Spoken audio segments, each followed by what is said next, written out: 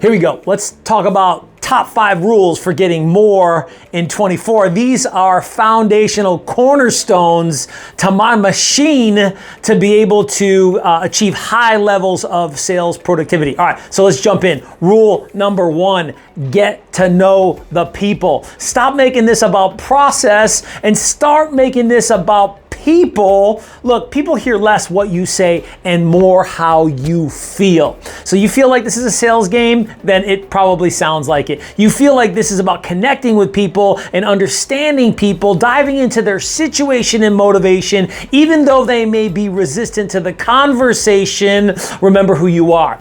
I care. I bring value to every call. I have a powerful mindset. My service changes lives, and then they'll hear how you truly feel, which is one from connection and care and concern and sincere curiosity. Now you're getting to know people. Now you're moving through the conversation to understand, can you help people? I can't help people, or maybe I don't want to help those people. And so get to know the people. Rule number 1 is integral because all the other rules fall down from that when you come from a place of really wanting to care and connect, and you prioritize getting to know the people, not just processing through to get to an appointment or to get a contract signed. Okay, rule number 2, motivation equals cooperation. Look, you're having these conversations and people, if they're not cooperating, look, reflexive resistance. Now, this is in the playbook that I have for you guys. You can email me TheRealSalesTalk@gmail.com and I'll send you a free copy of the playbook. And so the playbook talks about if people are being reflexively resistant. Everybody does that. You walk into a department store, you're looking for a shirt, the salesperson approaches and says, "Can I help you?" You say, "Just looking." And so, look, we reflexively resist people. So that's okay, strike 1. Strike 2 is that resistance where they're still talking to you. They're resisting you, but they're thinking about it. Because when they're reflexively resisting you, they're resisting you without thinking. Now, in the reactive resistance is where they're resisting you and they're actually thinking about the process, but there still may be some hesitance. Strike 2. Look, if people are just being stubborn, strike 3, they're out. Okay, so look, if people are resisting you, that's okay. That's part of the sales process. But if people keep resisting you and they're not being cooperative in the process, strike 1, strike 2, strike 3, they're out. Or if they're just being plain old mean, hey, there are too many people to talk to for you to just keep trying to bark up a tree that's not going to bear any fruit. So motivation equals cooperation. If they're motivated, they're going to cooperate in the conversation to some extent, while some people, all people, have reflexive resistance. Look, you got to be able to care enough and to be curious enough and to know who you are. My service changes lives. I'm a powerful communicator. And so when you come from that position, that identity of wanting to get to know people and understand people, then you can sift through and wade through that resistance at whatever level that you're getting it and ultimately find out what's going on. I can help them. I can't help them. I don't want to help them.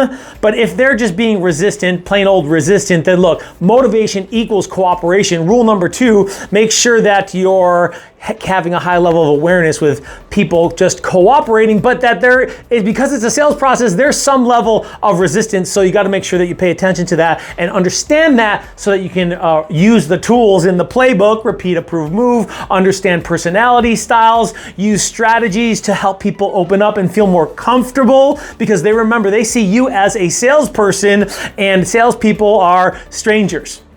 They're salespeople. And so you got a double whammy working against you. And when you understand who you are and you understand who they think you are, 2 different things, right? Then you understand that there's some resistance to move through, but ultimately there's levels of uncooperation for you to be able to get where you want to go, which is understanding whether you can help them or not. Okay, rule number 3, reasonable consideration. Now this is about, are they reasonable on price? Are they reasonable on considering your services? Now, a very quick way that my team differentiates people who may not be reasonable is to take a look at Zillow, Realtor.com, and Redfin, and we kind of take an average of those 3 and understand that the final sales price of the property is probably within 5% on the low end of an average of those 3 sites. And so are they reasonable? we're showing 500,000. They're asking for $1 million. You hear people say that, right? Well, I want $1 million. And as soon as they spew off a quick number like that, usually it's because they're being unrealistic. They're being unreasonable about their number. So there has to be some level of reason in regards to the property selling for a reasonable price. And you can fairly quickly dictate that. But even before that is there reason in the motivation? Rule number 2, right? Is there real motivation? Am I being able to find out and dig in on what level of motivation they really have? Because people can be a little bit unreasonable in price, but if they're highly motivated, we can still have a conversation about getting to the end result, which is getting the property sold. But if they're not reasonable on motivation, they're not reasonable on price, look, then it's time to move on and go talk to somebody else. Is there reason in regards to consideration for your services? Get clarity with that, because a lot of agents don't specifically say, hey, I'm staying in touch with you because I want to be able to earn your business. I want to continue to reach out and contact you because I want to be able to bring value so that you can consider my services over another agent, over when to move forward, over considering me just for the job. And so get clarity with real consideration on who you are to the conversation, so that you're not wasting your time for months and months and months, and they say, oh, I'm going with my neighbor, we're best friends, and I appreciate all that conversation and information you provided for me. Okay, rule number 4, always be closing. All right, always be closing. You've seen this online sales videos and the Glenn Ross video on always be closing. ABC, always be closing. Look, these are people, and when you prioritize people, then they can feel that. And so I may not be closing 5 times all the time and doing all these hard closes, but I'm certainly being strategic about the questions that I'm asking to uncover motivation, to find out all possible scenarios, like if they may consider renting the property out, if there's other options, if there's other decision makers involved, what it'll take for them to be able to move forward. And so when I'm asking these questions, I'm remaining conscious and aware of what will it take to close? What will it take to help them move forward? What am I hearing that may be an obstacle? What am I not hearing that could get in the way of me helping this person or helping them figure out how to move forward? I'm always strategizing in the conversation what's happening to figure out what I need to know, what I don't know, to be able to help them move forward or get clarity on understanding they can't move forward, or I don't want to help them move forward. All right? You're hearing recurring thoughts and ideas here. All right, rule number 5, fortune is in the follow-up. Hey,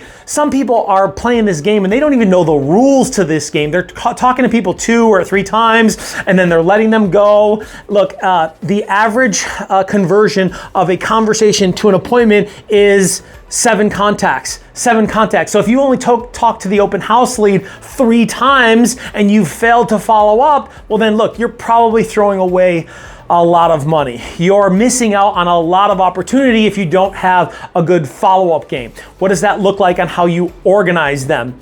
At the beginning of my career, I literally had folders and was doing folders because I couldn't afford a CRM to be able to organize my follow-up, to take thorough notes. Heard an awesome story about how John Rockefeller took thorough notes on everyone that he talked to in his database and established tremendous relationships by referring to his notes from prior conversations that help the connection and conversation go to new levels. Because this is about relationships still, whether they're fresh conversations or people from your database. Look, your job is to talk to people. Your job is to create more conversations and relationships, and we do that by what we say, how often we say it. And so the follow-up, because so many of your deals will come from the follow-up and not that initial conversation, not that initial sphere call, then you gotta get organized about how you're organizing your database, how you're organizing your leads, what level of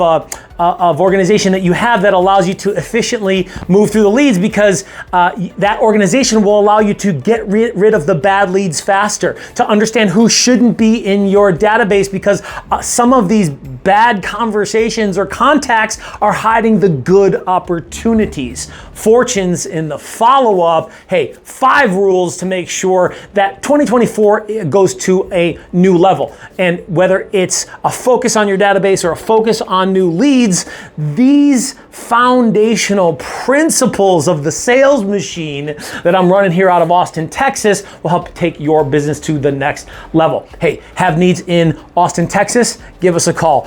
Want to find out how to use real estate as a platform to invest for your future? We're dealing with tons of investors to buy and sell, provide off-market opportunities, and to look at things that options that people don't have. Typically when they're selling, there's only one option, and there's plenty of options to figure out how to be able to sell your home. Lots for everybody. Hey, stay tuned. Love you guys. See you soon.